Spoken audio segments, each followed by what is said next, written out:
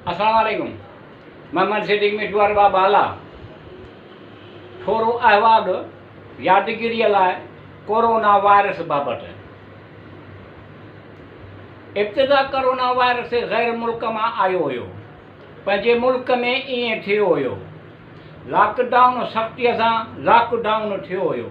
वॾा वॾा shopping mall बंदि ईअं थियो हुयो। नंढा नंढा भाॼी सब्ज़ीअ जा दुकान मुक़ररु टाइम वक़्त ते खुलणु बंदि थियणु ईअं हुयो। खाधे पीते जूं शयूं पर फ़ासिलो हुयो। उन्हनि दुकाननि ते भाॼी सब्ज़ी बि गोल दायरा हुया, उते बीहणो हूंदो हुयो। पंहिंजे नंबर अचण ते खाइण पीअण जो सामान वठी अचणु करणु ईअं या ख़रीद करणु ईअं हुयो। विठी ज़रूरी हिकु ॿियनि जा फ़ासिले ते बीहणु ईअं हुयो। बाक़ी रहिजणु तक़रीबन सभु कारोबार बंदि हुयो। ट्रांसपोर्ट गाॾियूं मोटर ॼणु बंदि हुयूं। माण्हुनि जे मेड़ाकनि ते पाबंदी ईअं हुयो। घुमंदड़ फिरंदड़ माण्हू ॼणु घर में ई महदूद थी वियो हुयो। न को मज़दूर मज़दूरीअ ते कम ते वञी सघंदो, न की कारोबार करण लाइ वञी सघे थो, ईअं हुयो। स्कूल तक़रीबन बंदि, सभु बंदि ईअं हुयो। तइलीम ऑनलाइन करण ते ग़ौर ईअं हुयो। कोरोना वायरस जे सबबि रांदियुनि खे बि ज़बरदस्त नुक़सानु लोॾो अची वियो हुयो। मस्जिद हराम मस्जिद नबी में नमाज़नि घणनि माण्हुनि खे गॾु करण खां रोकियो वियो हुयो। मको मदीनो त ईअं, पर असांजे मुल्क में बि कलंदर गौस भिटाईअ जूं दरगाहूं ओलिया उन्हनि जूं दरगाहूं बंदि हुयूं, ईअं हुयो। ज़ियारतुनि खे ज़ियारत करण खां बि रोकियो, घणनि माण्हुनि खे गॾु थियण ते बि रोकियो वियो हुयो। सिंध में तक़रीबन सभई मशहूरु ओलिया जूं दरगाहनि ते पाबंदियूं हुयूं। घणनि ई माण्हुनि जे अचण वञण करे रोकियो वियो हुयो। मस्जिदुनि में घणनि माण्हुनि खे गॾु थियण खां रोकियो वियो हुयो। तक़रीबन मस्जिदुनि बारगाहुनि में जुमे जे अज़ान खुतबे खां सवा बाक़ी मजलिसूं मिलाद जो तक़रीबात ते मन थियल हुई। जुमो 27 मार्च 2020 ईस्वीअ ते निमाज़ूं घर में पढ़ण जो चयो वियो हुयो।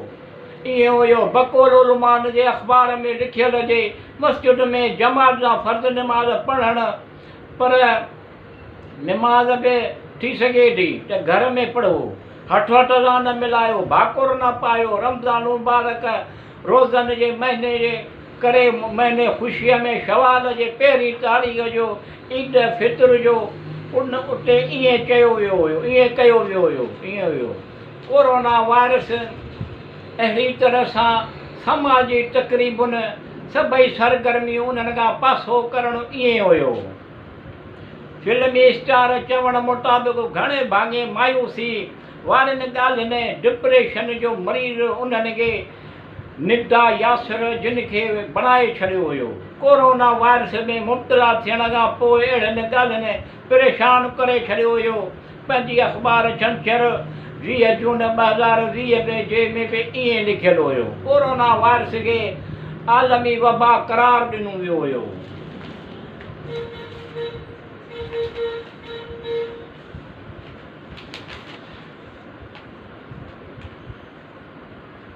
आचर 21 जून 2020 ईस्वी मुताबिक़ 29 शवाल मुकरम 1441 हिजरीअ जे पंहिंजी अख़बार में लिखियल मुताबिक़ पाकिस्तान जी सूरत हाल कोरोना वायरस जे सिंध 67,353, पंजाब 62,216, पख्तूनख्वा 21,444, बलूचिस्तान 9,228, कश्मीर 803, इस्लामाबाद 1069, गिलगिट 1278, फोर्ट 3,434। कुल तस्दीक थियल 1,74,181। आलमी सूरत हाल।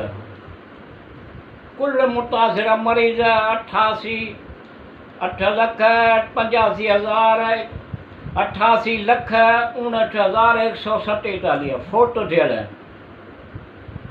46, 4,04,000 64,316 सिहतयाब थियल, 47,17,223 इलाज हेठि, 36,77,008 बहितर हालत, 36,22,534 सीरियस हालत में, 54,474 अहिड़ी तरह सां लिखिया विया हुया।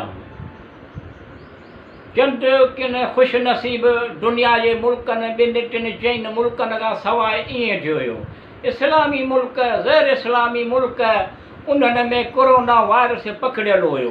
कोरोना वायरस सबबि अलमनाक हुयो। ॾखण कोरिया में हिकु कैफ़े में औरतुनि लाइ मर्दनि लाइ धार रोबोट्स इस्तेमालु करे रहिया हुआ। कोरोना वायरस बाबति आगाही। कोरोना वायरस बाबति आगाही। तुर्कीअ में म्यूज़ियम में मुजस्समनि खे बि मास्क पाराए छॾिया हुआ। ईअं हुयो, तक़रीबन कारोबार बंदि हुयो। पर चवंदा आहिनि त तंदु खे बंदि कोन्हे। मास्क जो कारोबार ओज ते उरूज ते हुयो। SOPs जे तहत पोइ मस्जिदुनि में नमाज़ पढ़णु या आज़ादारी थोरी घणी करणु, SOP ते अमल करण सां कुझु मिड़ई नरमी थी। स्मार्ट का लॉकडाउन थियो।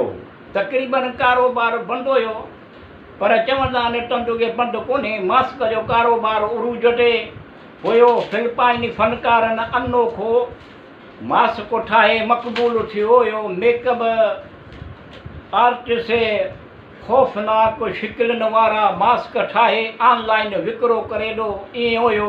लॉकडाउन में तफ़रीह लाइ हमरा जा मास्क मक़बूल थी विया। ईअं हुयो। मैचिड डिज़ाइन सां बि मास्क पाण मशहूरु थी विया। ईअं हुयो। स्मार्ट लॉकडाउन हुयो। मास्क पाण लाइ लाज़मी हुयो। कोरोना वायरस घर में मौजूदु ॿारनि खे ड्रोन जे ज़रिए किताबनि जी फिराइणी। ईअं हुयो।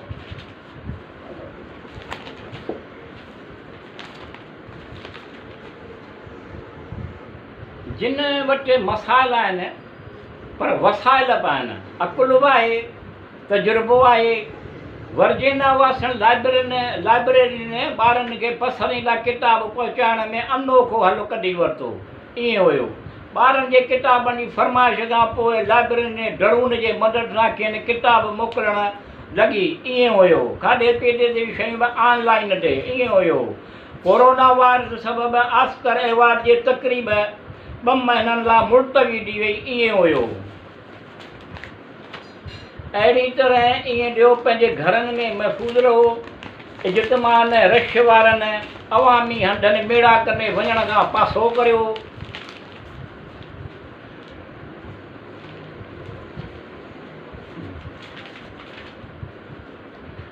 पंहिंजनि घरनि में महफ़ूज़ रहो। इज्तमान राशन वारनि अवामी हंधनि मेड़ाकनि में वञण खां पासो करियो।